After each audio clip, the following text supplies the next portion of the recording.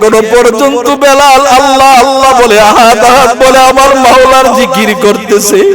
এই কারণে হযরত বেলালের জিহ্বাটা বাইর করে উমাইয়া বেলালের জিহ্বার মধ্যে একটা পেরাক ঢুকায় দিছে। হযরত বেলাল আর সইতে পারে না, ডাক দিয়ে বলে আল্লাহ আল্লাহ তোমার উপরে ঈমান আনার কারণে বেঈমান আমার জিহ্বার মধ্যে একটা পেরাক ঢুকায় দিছি। আল্লাহ তোমার যাতে আমি আল্লাহ বলে ডাকতে না পারি, আল্লাহ তুমি আমার একটু ধৈর্য ধারণ করার তৌফিক দিয়া দাও। আল্লাহ আমার ঈমানটা যাতে ছুটে না যায়, আল্লাহ তুমি আমার একটু ধৈর্য ধারণ করার তৌফিক দিয়া দাও। লম্বা ঘটনা বলার সময় নাই। এবার হযরতে বেলাল তারপরে ঈমান ছাড়ে নাই।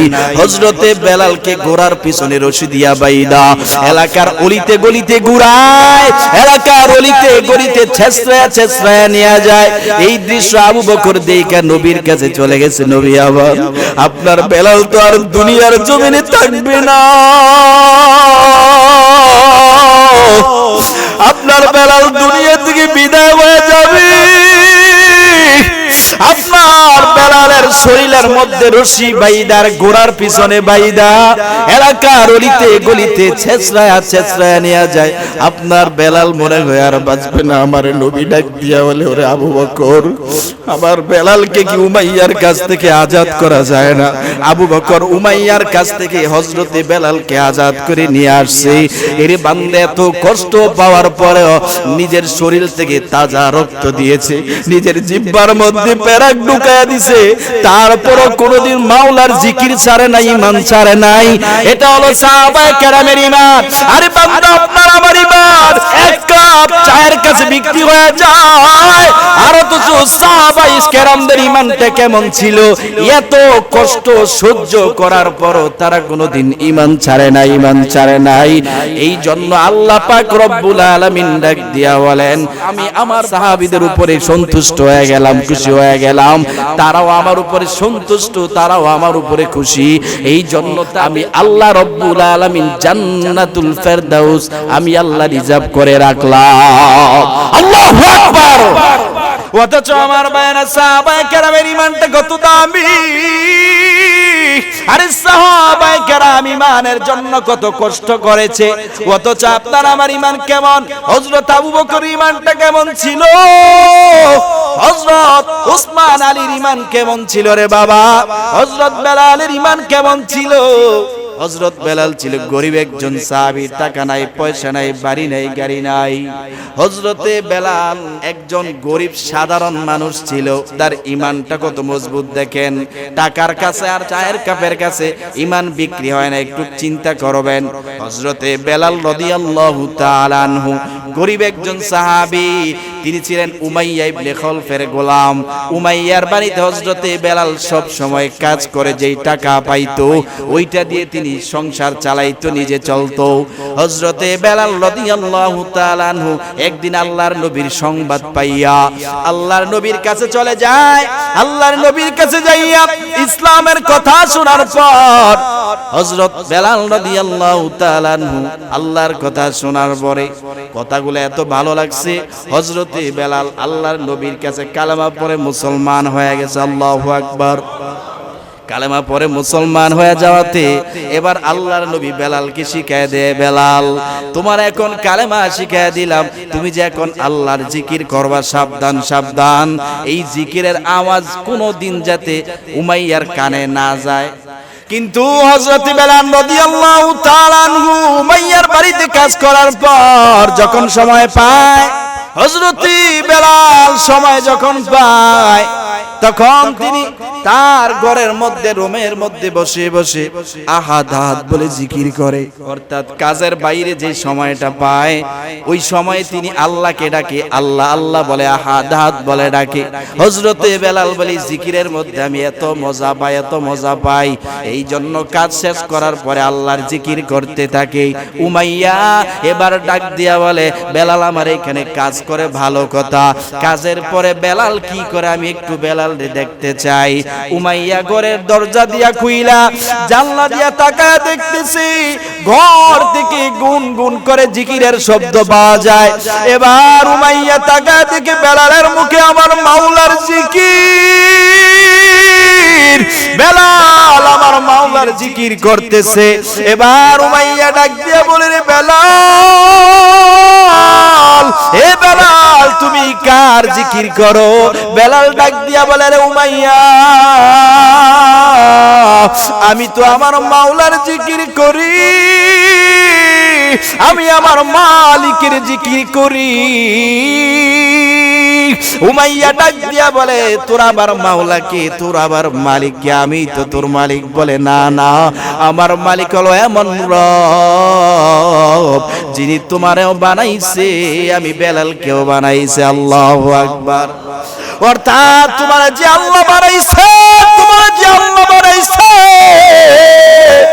তিনি আমার রব, তিনি আমার মালিক, তিনি আমার আল্লাহ।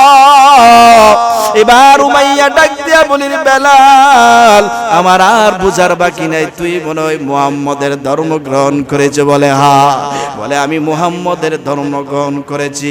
এ বেলাল সাবধান, তাড়াতাড়ি মুহাম্মদের ধর্ম ত্যাগ করে দে, ত্যাগ করে দে। বলে, না না, আরে যেই বান্দা এক সপ্তাহ পর্যন্ত পেটের মধ্যে খাবার নাই, ওই বান্দার সামনে যদি আপনি এক সপ্তাহ পরে সামনে তার খাবার নিয়ে যান, ওই বান্দার অবস্থাটা কেমন হবে একটু চিন্তা করে দেখেন।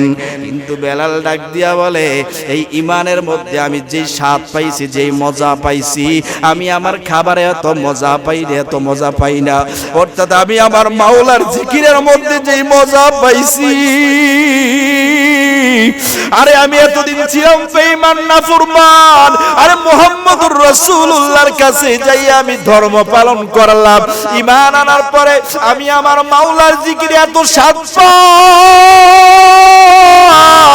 এ উমাইয়া তুই আমারে যত নির্যাতন করো, আমি আমার নবীর উপরে যে ঈমান আনছি, ঈমান আমি কোনোদিন ছাড়তে রাজি নাই। হযরত বেলাল রাদিয়াল্লাহু তাআলা এই কথা বলার পরে এবার উমাইয়া ডাক দিয়া বলে, তোরে আমি খাওয়াই, তোরে আমি লালন পালন করি, কিন্তু তুই মুহাম্মদের ধর্ম ছাড়বি না, তোরে এমনিই ছাড়া যাবে না। হযরত বেলাল রাদিয়াল্লাহু তাআলা নূর উপর অত্যাচার জুলুম শুরু হয়ে যায়। এরে বান্দা, হযরত বেলাল রাদিয়াল্লাহু তাআলা নুকে ওই উত্তপ্ত মরুভূমির মধ্যে নিয়ে যায়। যেই বালুগুলা আছে মরুভূমির মধ্যে, এত পরিমাণ তাপ, এত পরিমাণ গরম, যে বালুর মধ্যে এক সেকেন্ড দাঁড়ানোর ক্ষমতা কারণ নাই। হযরত বেলাল রাদিয়াল্লাহু তাআলা নুকে ওই মরুভূমির মধ্যে বালুর উপরে রাইখা এবার চতুর্দিক দিয়ে বড় বড় পাথর দিয়া হযরত বেলালকে চাপ দিয়া রাখছে। আর ওই পাথরের চাপে নিচের থেকে বালুর তাপের কারণে, গরমের কারণে হযরত বেলাল রাদিয়াল্লাহু তাআলা আনহুর চামড়াগুলোর মধ্যে ঠুস পড়ে রক্ত বের হয়ে যায়। হযরত বেলাল রাদিয়াল্লাহু তাআলা আনহুর ওই চামড়াগুলা খসে খসে জমিনের মধ্যে পড়ে যায়। হযরত বেলাল রাদিয়াল্লাহু তাআলা আনহুর সাথে সাথে বেহুশ হয়ে গেছে। উমাইয়া এবার হযরত বেলালকে রাইখা দূরে চলে যায়। একটু পরে তাকায়া দেখে উমাইয়া যে বেলালের কি অবস্থা, একটু দেখি ঈমানটা ছাড়ছে কিনা। উমাইয়া আয়েশা তাকায়া দেখে বেলাল বেহুশ হয়ে পড়ে আছে। উমাইয়া হযরত বেলালের দিকে তাকায়া দেখতেছে বেলাল বেহুশ হয়ে পড়ে আছে, কিন্তু ঠোঁট গুনা নাড়তেছে। এবার উমাইয়া মনে করছে বেলাল মনে হয় ঈমান ছেড়ে দিবে। এর বান্দা উমাইয়া এবার তার কানটা বেলালের মুখের মধ্যে লাগায় দিছে। তাকায় দেখে হযরত বেলাল আমার মাওলার আহাদ আহাদ বলে জিকির করতেছে। এবার উমাইয়া এত পরিমাণ গরম হয়ে গেছে, এত পরিমাণ রাগান্বিত হয়ে গেছে। এবার এলাকার যুবকদেরকে ডাক দিয়া হাতের মধ্যে তরবারি দিয়া বলে, নে নে বেলালকে আঘাত করতে করতে দুনিয়া থেকে বিদায় করে দে। হযরত বেলালকে তরবারি দিয়ে চতুর্দিকে আঘাত করে বেলালের চামড়াগুলো খসে খসে পড়ে যায়। হযরত বেলাল রাদিয়াল্লাহু তাআলা আনহুর শরীর থেকে রক্তগুলো গড়ায় গড়ায় পড়ে।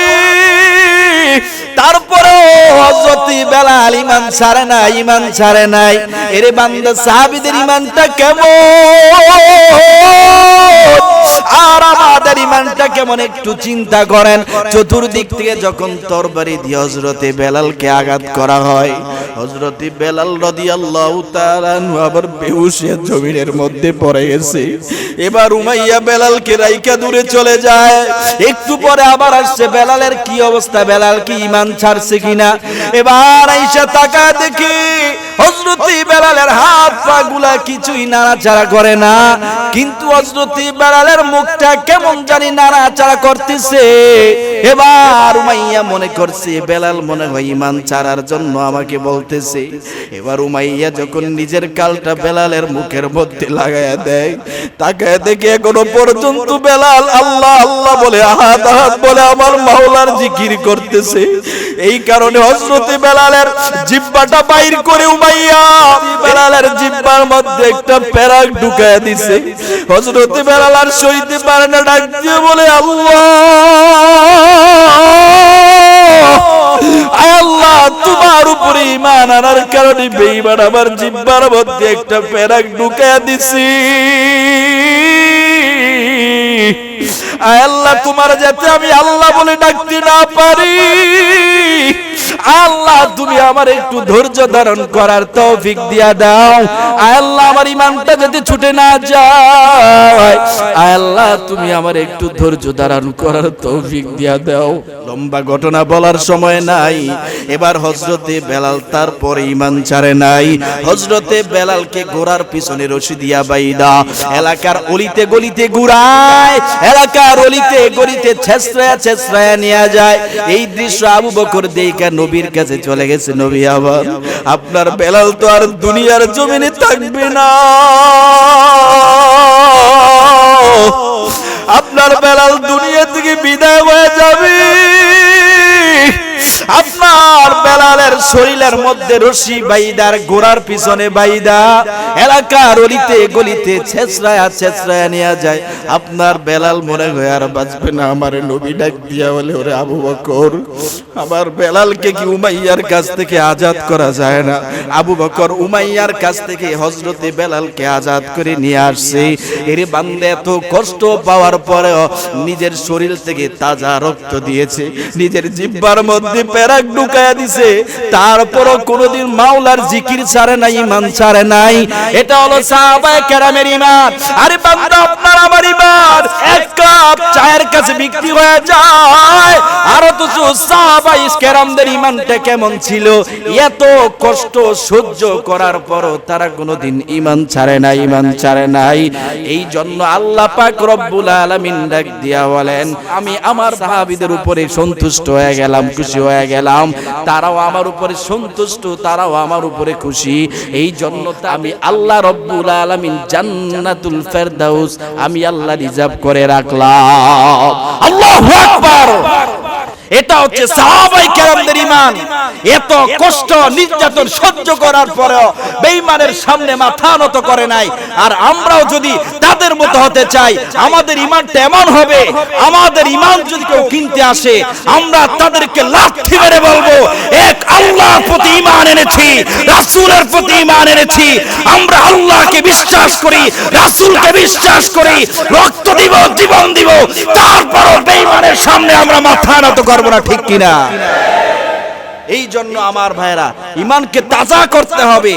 আর এই ঈমানটা নিয়ে যদি শেষ পর্যন্ত আপনার আমার মৃত্যু হয়, আল্লাহর রাসূল বলেন লা ইলাহা ইল্লাল্লাহু দাখালাল জান্নাহ। যার শেষ কথা হবে লা ইলাহা ইল্লাল্লাহ, ঈমানের উপর যার মৃত্যু হবে, মরতে দেরি হবে, আল্লাহর জান্নাতে যেতে দেরি হবে না। বলেন সুবহানাল্লাহ। এই জন্য আমার ভাইরা দুইটা বিষয়, একটা হচ্ছে ঈমান, আরেকটা হচ্ছে আমল। এই দুই কাজ করলে আল্লাহ তাআলা কি করবে? জান্নাত দান করবে। আল্লাহ পাক রব্বুল আলামিন আমাদের সকলকে দুই কাজের উপরে আমল করা, দুনিয়া থেকে যাওয়ার তৌফিক দান করে। সকলে পড়েন আমিন।